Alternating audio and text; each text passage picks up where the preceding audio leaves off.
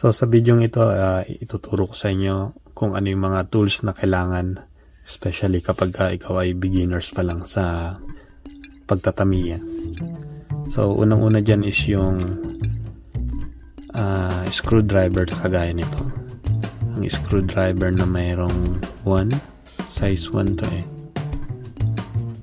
So ito yung ito ang highly recommended ko para sa mga baguhan sa atin kasi ito ay mayroong malaking handle dito, tsaka saktong-sakto yung pin niya pag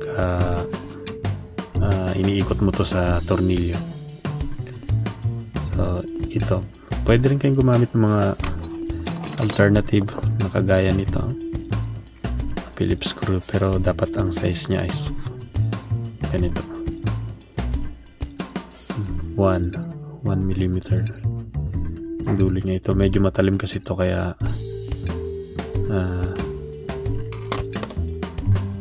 hindi siya maganda.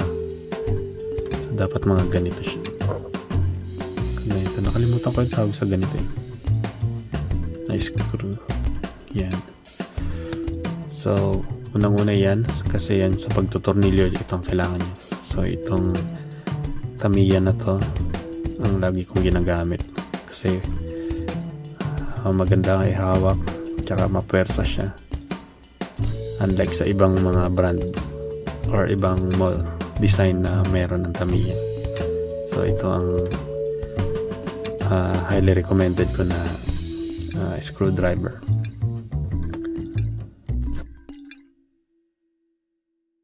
So pangalawa naman is yung box driver na kagaya nito. Meron din siyang malaking hand grip.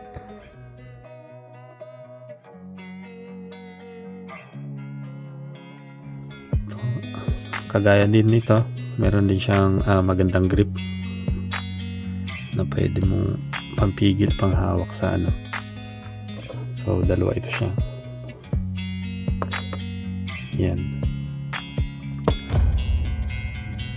Ito sa mga lock nut at saka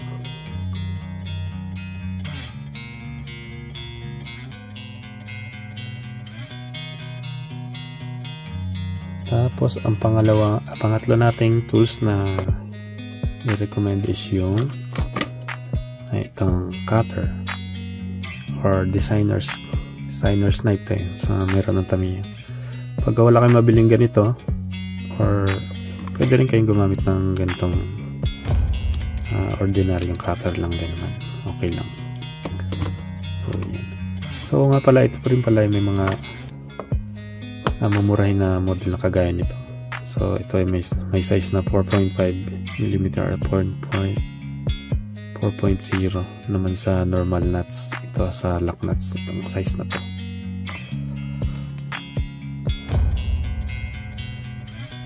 Next is itong cutter na ganito. Ito ay pangkakat natin sa mga parts ng tamiya.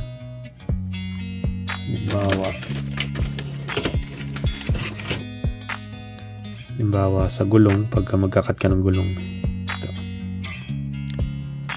plastic cutter. Yan. Yan. So kailangan natin yan sa pagpuputol ng mga parts sa runners ng parts natin. At sa 2, 3, 4, itong panlimang parts na kailangan natin is itong pinset or tweezer na kagaya nito. Syempre, obviously, ito naman yung kailangan nating tools pagdampot sa mga maliliit na parts ng tamiya.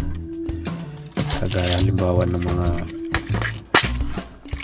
gears, ganyan, kunin mo siya.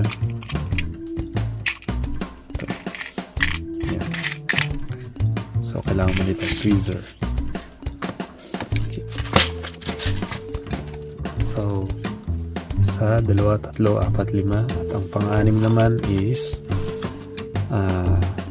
ruler na kagaya nito, maliit na ruler, at least meron siyang 15 cm na haba. Ayan. ito ang lagi kong ginagamit kasi kapag nagkakat ako ng brake sponge, ito yung ginagamit ko sa kanya. Brake sponge. So yan, kailangan mo yan yung ruler na yan. At ang pinaka or isa sa dapat na meron lagi ang beginners is ito, dimension box. Ito dapat laging meron ang pag beginner ka, dapat meron ka lagi nito. Yan. Mas maganda kung Tamiya na mismo, dimension box ng Tamiya, or yung dimension box na meron yung na kasing laki nito. Pero kung ako pipiliin mo, dapat Tamiya na dimension box para sigurado. Kasi dito mailalagay yung nabuo mong build, nabuo mong auto. Dito mo siya isusukat. Pangalawa, halimbawa, ginagawa mo yung auto mo, tapos hindi mo siya natapos, pwede mo ilagay dito yung mga parts niya. Kasama yung auto, yung chassis. Habang hindi mo pa siya natatapos. Like for example, may gagawin ka palang iba, or magsasaing ka ng kanin, so o kaya ililigpit mo muna saglit yung mga gamit mo, pwede mo siyang ilagay dito pansamantala yung mga tools. Halimbawa itong mga tools, so may lalagyan ka na kaagad, maliban sa dimension box ka na, may lalagyan ka pa. So dapat pagbaguhan ka, mayroon ka rin ganito. Yan. Tsaka iwas DQ na rin, no, pag sumasali ka sa mga race. Yan. So ano pa? So meron tayong ito yung mga tools natin, screwdriver, at itong wrench, driver, cutters, designer's knife, kagaya nito, plastic cutter, ganito, tweezer or pinset, ruler, mas maganda ganitong ruler, maliit lang, at dimension box, at saka syempre